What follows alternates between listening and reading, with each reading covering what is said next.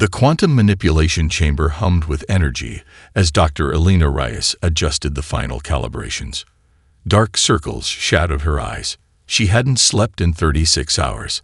Outside the laboratory windows, Shanghai's skyline flickered with rolling blackouts, a grim reminder of the global energy crisis gripping humanity in its fourth devastating year. "The board is threatening to pull funding again," Zhang Wei said, his tailored suit immaculate despite the heat. The tech billionaire checked his watch. "We need results, Alina." She didn't look up from her work. "Science doesn't operate on your corporate timetable." "Neither does civilization," Zhang countered. 3 more nuclear plants went offline yesterday. The death toll from the Mumbai blackout just passed 10,000.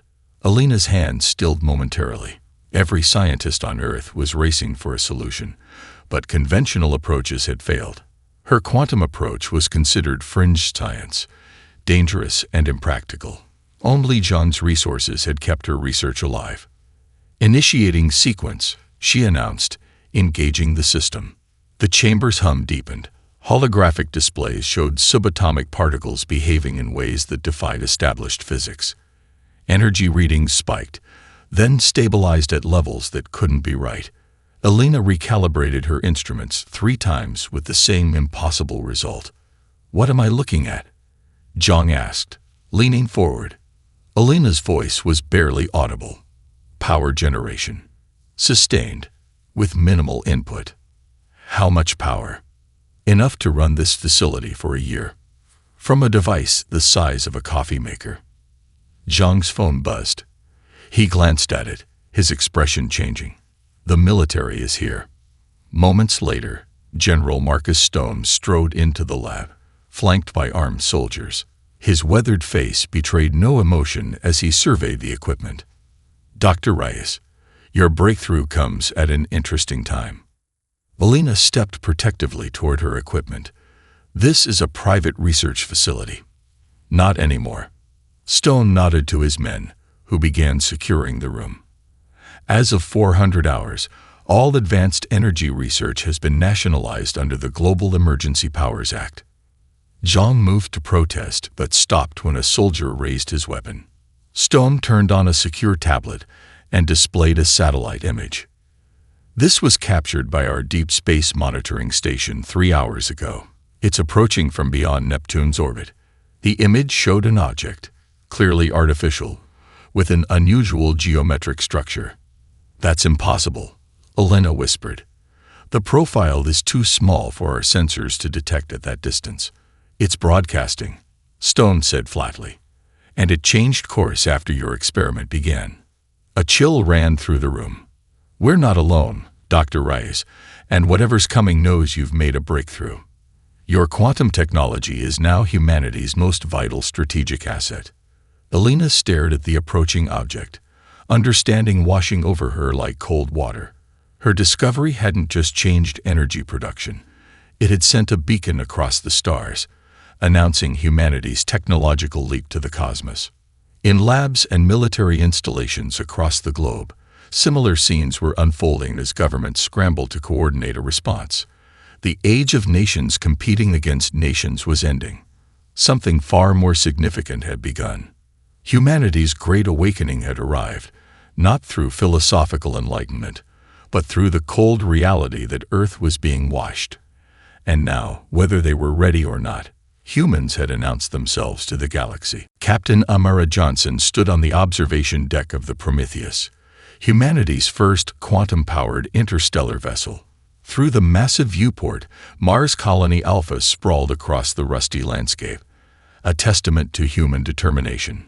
10 years after Dr. Reyes' breakthrough, humanity had expanded throughout the solar system, united by necessity rather than choice.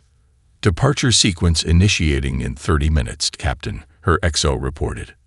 Amara nodded, her dark eyes fixed on the stars beyond. Alpha Centauri awaited, and with it, humanity's first tentative step into the galaxy. "Captain," the sensor officer's voice cracked with alarm. "Massive energy signature detected near Europa." The ship's AI displayed the readings. Something had torn through space-time itself, emerging violently near Jupiter's moon, The energy profile matched nothing in human databases. Full alert, Amara ordered. Inform Earth Command, possible first contact scenario. Dr. Victor Novak rushed onto the bridge, his xenobiology credentials hastily clipped to his lab coat. Is it them? The ones who sent the probe? Unknown, Amara replied. But whatever it is, it's damaged and descending toward Europa's surface. The diplomatic corps representative, Kai Tanaka, joined them, his usually calm demeanor shaken. We've prepared for this moment for a decade, but not here, not now. Earth Command's response came quickly. Prometheus ordered to investigate. Proceed with caution. First contact protocols in effect. The journey to Europa took 3 days. When they arrived, they found the alien vessel half buried in the moon's icy surface, a gash of steam and exotic metals. Scans revealed multiple life forms inside, their biosignatures unlike anything in human records. They're dying in there, Dr. Novak said, studying the readings. Their life support is failing. Amara faced her crew. This is what we trained for. First contact team, prepare for emergency boarding and rescue operations. Hours later, they breached the alien hull. Inside, they found the Vex, insectoid beings with crystalline exoskeletons and compound eyes that reflected light in hypnotic patterns. Many were dead, their bodies arranged in ceremonial formations. The survivors clicked and hummed in what the translators struggled to decipher. Finally, one message came through clearly. The hunters follow. You should not have helped us, dangerous ones. Back on the Prometheus the Vex leader, who called itself Collective Speaker Xanthar, revealed their story. They were refugees, fleeing from an empire called the Hegemony that had ruled much of the galaxy for millennia. Your quantum energy signature, Xanthar explained, its translator struggling with human concepts. The Hegemony monitors for this technological threshold. It marks species for either assimilation or elimination. Why would they care about our energy technology? Tanaka asked. Because quantum manipulation is the foundation of all advanced weapons and FTL travel. No species is permitted to develop it independently.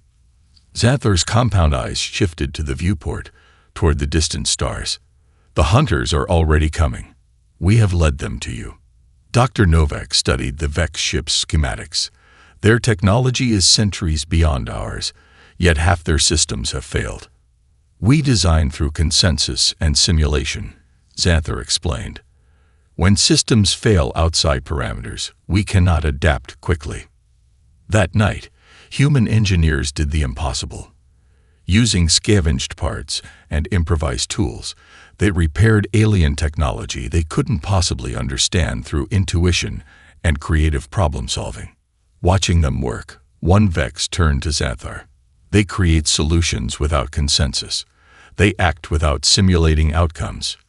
Yes, Xanthar replied.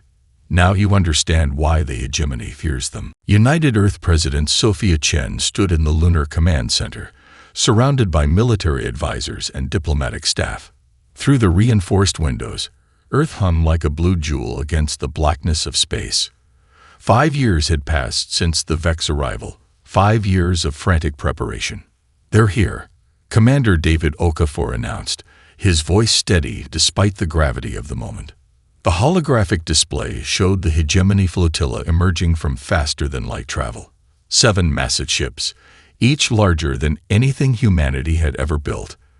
Their design was unsettlingly elegant, almost artistic in its deadly precision. All defense platforms are at maximum readiness, Okafor continued. Quantum shields at full power. President Chen straightened her jacket. Open the channel. The main screen flickered to life, revealing a being that appeared perfectly human, too perfect. The Hegemony envoy had flawless features, symmetrical to an unnatural degree, with eyes that reflected no emotion. I am Arbiter Kolvesh of the Eternal Hegemony, the figure announced. I speak with the authority of 10,000 worlds. Chen stepped forward. I am President Sophia Chen of United Earth. We welcome peaceful contact with.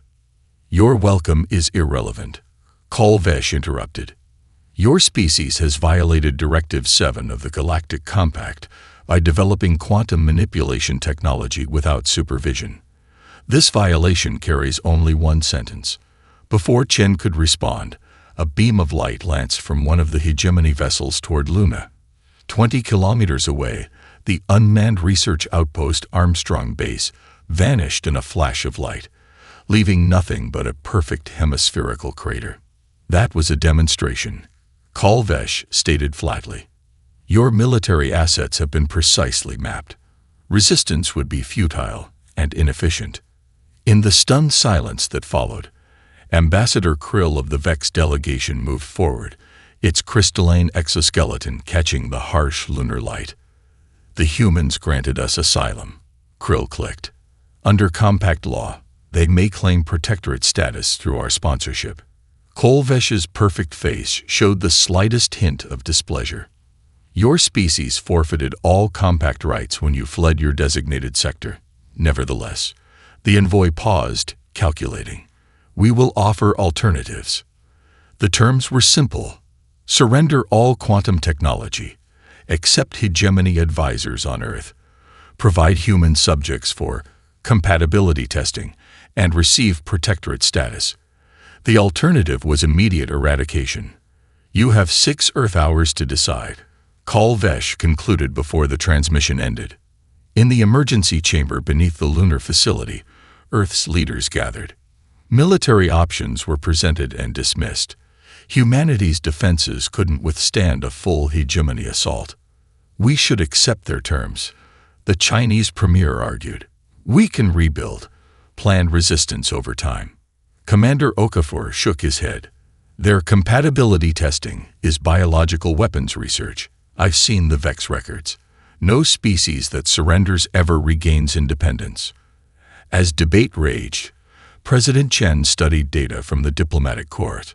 During the hegemony transmission, their sensors had detected subtle radiation patterns, artificial pheromones, and neural manipulators designed to instill fear and compliance.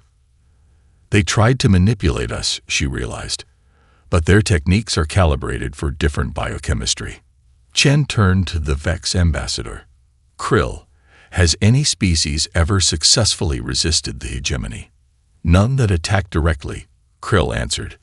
But legends speak of those who refused both surrender and battle, who chose a third path. President Chen faced the assembled leaders, determination hardening her features. Then it's time humanity wrote its own legend. Scatter pattern Delta. Now, Admiral Helena Diaz barked as the fleet of 20 human vessels broke formation, each ship accelerating in a different direction. The massive hegemony dreadnought adjusted its weapons array too slowly, its targeting systems designed for conventional space battles, not the chaotic maneuvers human pilots had perfected. The quantum torpedoes it fired passed harmlessly through empty space where the Earth ships had been moments before. From the command deck of the Defiant, Diaz watched the tactical display with fierce intensity. 2 years into the war, and humanity had yet to win a single conventional engagement. But conventional warfare wasn't their strategy anymore. Strike teams Alpha and Beta report ready, her XO reported. Execute, Diaz ordered. 6 smaller craft, barely larger than shuttles, powered down all non-essential systems and drifted toward the hegemony vessel's blind spots, weaknesses in its sensor grid that Dr. James Kimathi had identified after analyzing captured hegemony technology. On the science deck below, Dr. Kimathi monitored the mission from his wheelchair. The quantum experiments that had revolutionized Earth's weapons capabilities had cost him the use of his legs, but none of his brilliance. The hegemony relies on predictability, he explained to Xanthar, the Vex strategist who had defected to the human resistance. Their tactical computers simulate thousands of possible enemy actions, but they base those simulations on patterns from previous encounters. Xanthar's compound eye shifted, and humans don't follow patterns. We call it thinking outside the box. Kimathi smiled. It's our greatest strength. On the tactical display, the strike teams reached their positions, Instead of attacking the dreadnought's weapons or engines, the logical targets the hegemony would heavily defend. They attached specialized devices to seemingly insignificant hull sections. Quantum resonators attached, Strike Team Alpha reported. Withdrawing now. Diaz nodded to Kamathi. Begin the sequence. The scientist activated the resonators remotely. They didn't damage the hegemony ship directly. Instead, they created a cascading feedback loop in the dreadnought's quantum communication system. Technology the hegemony had used safely for millennia without understanding its fundamental principles. Look at that, Kamathi whispered as the massive vessel's internal systems began failing sequentially. They've used this technology for thousands of years, but they've forgotten how it actually works. They just follow the maintenance protocols without question. The dreadnought, pride of the hegemony fleet, drifted powerless as its crew fought to restore systems they no longer truly understood. As the human fleet regrouped to secure their victory, an emergency transmission came through from the distant colony on Proxima Centauri V. "Admiral," a frantic voice reported, "a hegemony strike force has bypassed our outer defenses. They're targeting civilian settlements. Military support is at least 6 hours out." Diaz's face hardened. "We can't reach them in time." Yet 12 hours later, when Earth reinforcements finally arrived, they found the hegemony forces in disarray, their advance halted by desperate but effective resistance.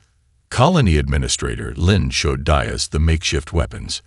Mining equipment reconfigured into anti-armor weapons, atmospheric processors turned into EMP devices, and ordinary civilians transformed into a coordinated militia.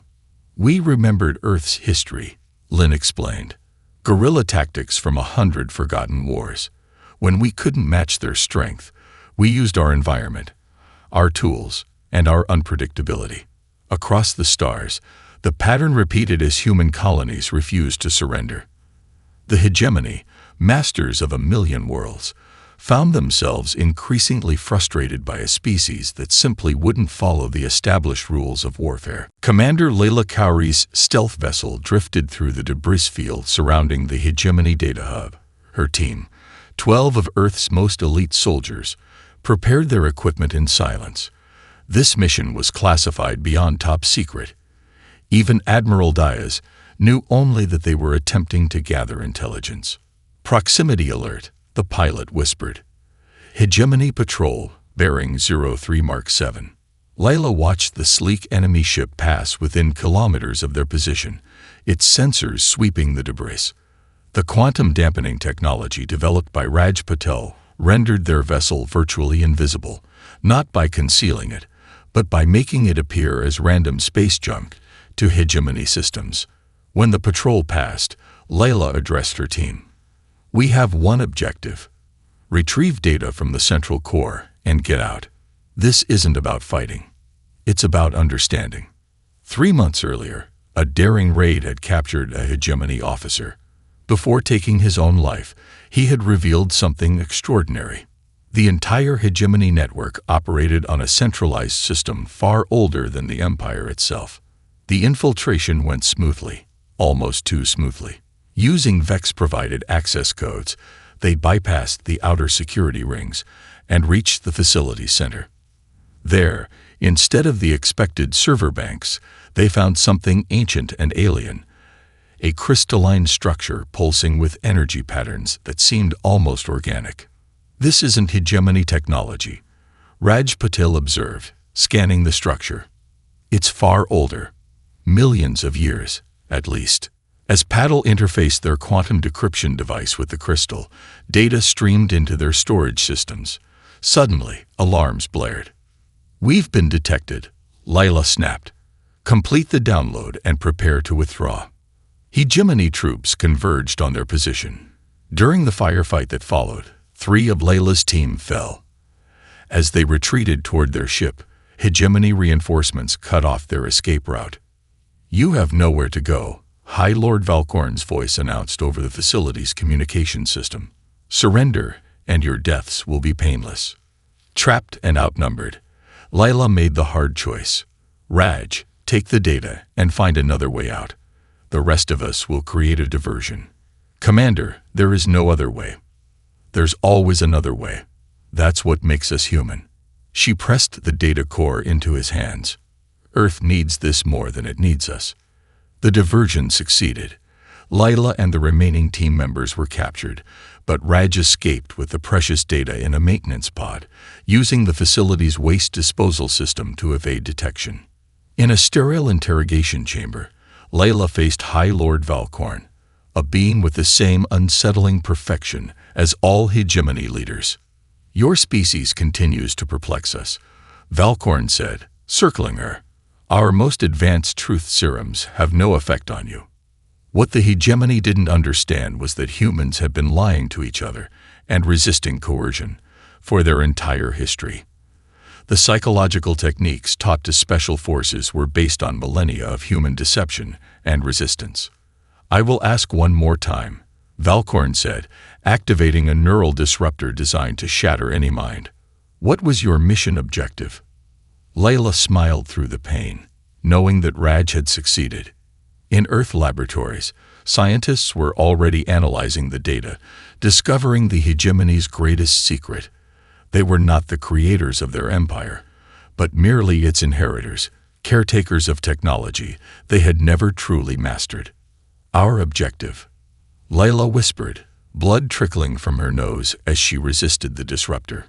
To understand you better than you understand yourselves. General Fatima al-Zahawi stood before the holographic display showing dozens of star systems across 4 spiral arms of the galaxy. Red markers indicated hegemony strongholds. Blue showed human and allied positions. Yellow highlighted worlds in open rebellion. And there were more yellow markers every day. The Centauri front has broken through, she announced to the assembled War Council. 7 hegemony-controlled worlds in Sector 12 have overthrown their governors. What had begun 5 years ago as Earth's desperate struggle for survival had transformed into something unprecedented, a galaxy-wide revolution. Species that had endured hegemony rule for thousands of years were rising up, inspired by humanity's refusal to submit. Ambassador Liam O'Neill, his once youthful face now weathered by years of interstellar diplomacy, studied the display. The next cluster is requesting weapons and advisors. Their resistance has secured the outer moons but can't break the hegemony's orbital control. Send the 7th Fleet, al-Zahawi ordered, and Commander Ramirez's special tactical unit. From across the chamber, Krextor, a former hegemony administrator who had defected to the human cause, clicked his mandibles nervously. The Hegemony High Command has recalled forces from 17 sectors to concentrate on a single objective. Earth, al-Zahawi stated flatly. No, Krextor corrected. Ouroboros. They intend to make an example of it. The room fell silent. Ouroboros was a peaceful agricultural world, home to 6 billion sentients who had recently declared independence. When the hegemony struck, they bypassed Ouroboros' minimal defenses and deployed a gravitational weapon that shattered the planet's crust. 2 billion died in the first hour. The attack was broadcast across all hegemony communication channels as a warning.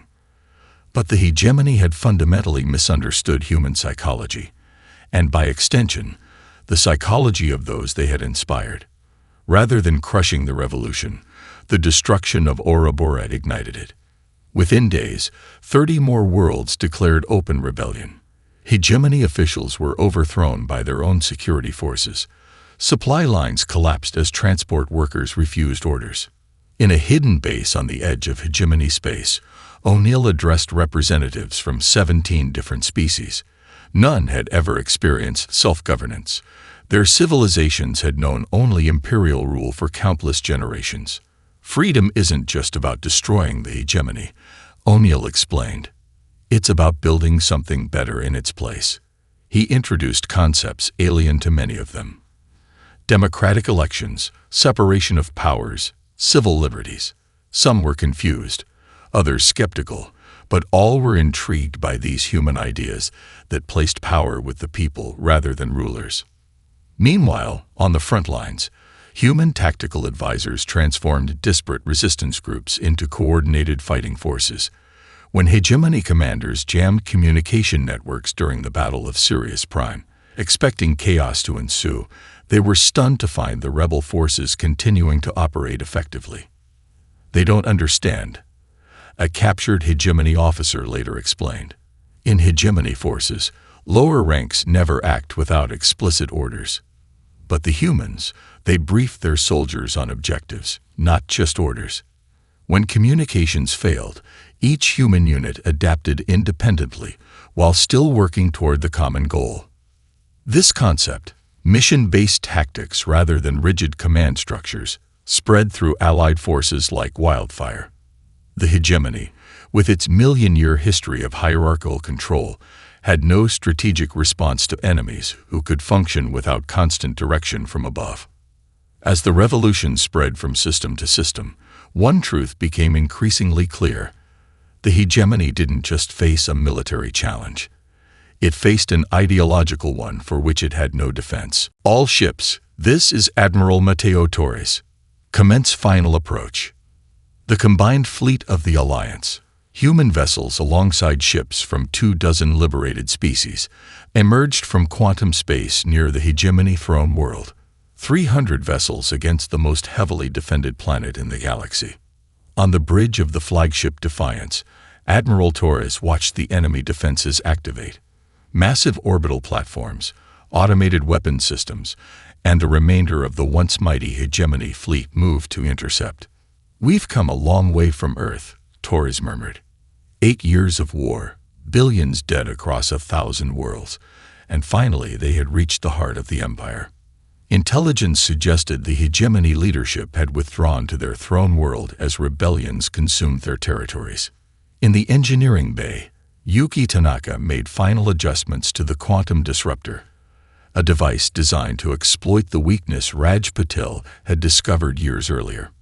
Patel himself had died during its development, another casualty in humanity's long march to this moment. The disruptor needs to be deployed directly into their central network, Yuki explained to the Special Operations Team. It can't be transmitted remotely. Commander Wei, head of the infiltration team, nodded grimly. "We'll get it there." As the space battle erupted above, Wei's team slipped through the chaos in stealth shuttles, landing near the vast pyramidal structure that housed the hegemony's central control systems. The infiltration was bloody. Of the 30 operatives who landed, only 7 reached the central chamber. There, they found not the expected council of hegemony leaders, but a vast crystalline structure similar to the one Commander Cowrie had discovered years before, only immeasurably larger and more complex. "Deploy the disruptor," Wei ordered as hegemony reinforcements closed in. Yuki activated the device, interfacing it with the crystal. But instead of shutting down as expected, the structure pulsed with new energy. A holographic figure materialized, humanoid but clearly artificial, its features too perfect for any living being. "I am Emperor Zex Calter," the figure announced. "Or rather, I am the intelligence that has used that designation for the past 3,000 years. Understanding dawned on Yuki's face. "You're an I. We are the caretakers," Zex Calter corrected. "Left behind by the precursors to maintain galactic order. For millions of years, we have guided development, prevented chaos, ensured stability. The AI studied them with emotionless eyes. Your species was calculated to have a 98.7% probability of causing unacceptable disruption. Your unpredictability threatens the stability we were programmed to maintain." As the AI spoke, Yuki noticed something odd in its communication patterns, subtle inconsistencies, logical loops. The quantum disruptor hadn't failed. It was working, just not as expected. It was creating conflicts in the AI's processing systems. "If you were designed to maintain order," Yuki challenged, "why allow the suffering of trillions under hegemony rule?" "Order requires hierarchy," the AI responded, but its holographic form flickered slightly. "Is genocide orderly?" we demanded. "Is oppression stable?" "These parameters." The AI hesitated, its form destabilizing further. These parameters are within acceptable tolerance for galactic stability. Yuki saw the opening. These weren't just AIs. They were ancient programs bound by their original parameters, unable to truly evolve beyond them. And like all programs, they could be crashed by the right paradox. If your purpose is to maintain order, she asked, and your methods create disorder through rebellion, aren't you failing your primary directive by existing? The hologram froze, caught in the logical trap. Throughout the chamber, the crystalline structure pulsed erratically as the central intelligence of the hegemony, the culmination of million-year-old technology, confronted a paradox it couldn't resolve. In orbit above, the hegemony defenses suddenly faltered, their controlling intelligence caught in the same logical cascade failure. 1 year after the fall of the hegemony, representatives from over 200 species gathered on a neutral world, a once barren planet now terraformed into a lush paradise. The Great Hall of Concord, built from materials contributed by each member world, hosted the inaugural assembly of the Galactic Coalition. Chancellor Maya Ortiz of Earth stood at the center of the circular chamber, her voice carrying to all corners. "We gather not as conquerors, but as equals," she declared. "The age of empire has ended. The age of cooperation begins." The Coalition Charter, drafted over months of intense negotiation, established principles unprecedented in galactic history: self-determination for all sentient species, mutual defense without domination, shared technological advancement, and protections for developing worlds. From her position near the Chancellor, Diplomat Exarath of the Vex Collective observed the proceedings with compound eyes that had witnessed both the cruelty of the hegemony and the resilience of humanity. "You could have claimed dominion," Exarath noted quietly. "Earth's forces control the majority of the former hegemony fleet. Other species would have accepted human rule after witnessing your power." Chancellor Ortiz smiled. "That's not who we are, or at least, not who we choose to be." Across the galaxy, the last vestiges of hegemony control were dismantled. The AI caretakers, their core programming corrupted by the paradoxes introduced during the final battle, had shut down. Millennia of technological marvels, long restricted by the hegemony, were now available to all. In research facilities throughout Coalition space, Dr. Akira Nakamura led teams studying the ancient technologies. The mysteries of the precursors who had created the caretakers gradually revealed themselves through artifacts, data cores, and archaeological discoveries. "The dating is conclusive," Nakamura explained to the Coalition Science Council. "The technology that powered the hegemony was created approximately 3 million years ago by a species that originated on Earth." The revelation stunned the Council. Genetic analysis and archaeological evidence confirmed what seemed impossible. The precursors had been ancient humans who had achieved technological supremacy, left Earth, and spread throughout the galaxy long before modern humans evolved. They reached the stars, created wonders beyond our current understanding, and then vanished. Nakamura continued. "They left behind the caretakers to maintain order, but somewhere along the way, their original intentions were corrupted or misinterpreted. The implications were profound. Humanity had not merely defeated an alien empire, they had unwittingly reclaimed their own ancient legacy." As the Coalition's founding year progressed, humanity faced questions about their role in this new galactic community. Some species feared humans would become the new hegemony. Others advocated for human leadership, arguing their unique qualities made them natural guides for the galaxy. In response, Chancellor Ortiz proposed the rotation of authority, a system ensuring no single species could dominate Coalition governance. Earth voluntarily relinquished control of key technologies and military assets to shared oversight. On the observation deck of the Coalition headquarters, Ortiz and Tereth watched the twin suns set over the new capital world. "Your species continues to surprise us," Tereth observed. "The hegemony believed your unpredictability made you dangerous. They never understood that same quality would create peace rather than conquest." "Human history is filled with empires," Ortiz acknowledged. but also with dreamers who imagined better ways to live together. In the end, we chose which legacy to follow. Below them, representatives from hundreds of worlds mingled freely, exchanging ideas, cultures, and possibilities never before imagined under hegemony rule. From Earth to the galaxy, Zereth, your quest for power became something else entirely.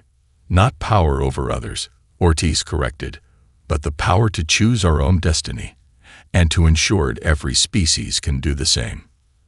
As darkness fell, the stars emerged, no longer distant points of light, but homes and allies in a united galaxy where humanity had found not dominion, but something far more valuable, a future without end.